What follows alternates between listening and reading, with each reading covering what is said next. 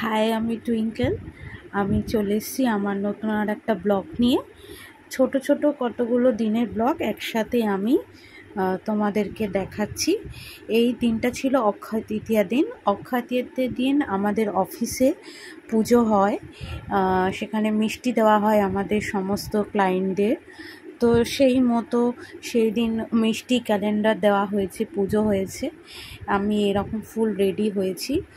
তো বেলা 1টা-1:30 থেকে কনস্ট্যান্ট রাত্রি 7:30, মানে সন্ধ্যে 7:30 অবধি তো মানে আমি জল খাওয়ারও টাইম পাইনি।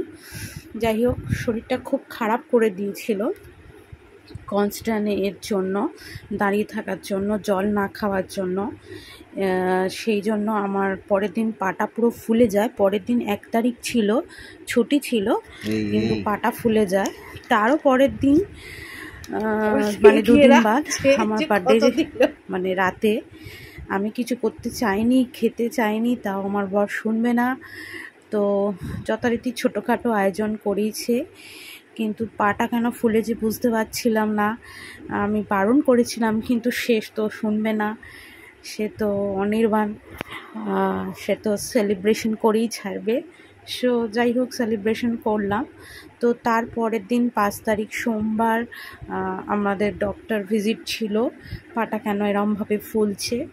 তো যাই হোক, পাটা ভালো ছিল না বলে আমাকে গাড়ি করেই নিয়ে যেতে হলো, বাইকে করে তো যেতে পারলাম না।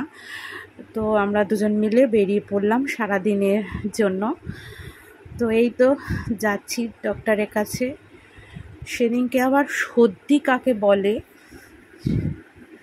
মানে জন্মের সর্দি লেগেছে, এখনও আমি ভয়েস ওভার করছি সর্দি।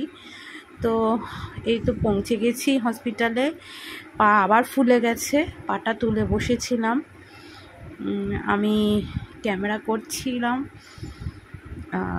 পাশে অনির্বাণ ওর টুকটাক কাজ করছে, কারণ ডাক্তারখানা গেলে সারাদিন চলে যায়।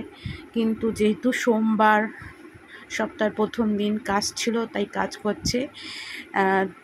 ওখান থেকে বেরোতে দেরি হতে হতে আমরা একেবারে সোজা ডিনারে চলে এসেছি। ওখান থেকে বেরিয়ে জোড়াসাঁকোরে, এখানে ফিশ ফ্রাই আর চিলি চিকেন ছিল স্টার্টারে।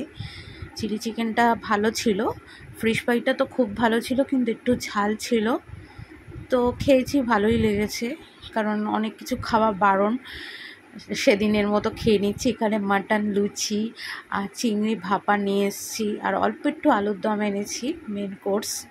আমি তারপর নিয়ে এসেছি আর একটু চিংড়ি মাছ, পোলাও, ডাল আর একটু চিকেন কষা।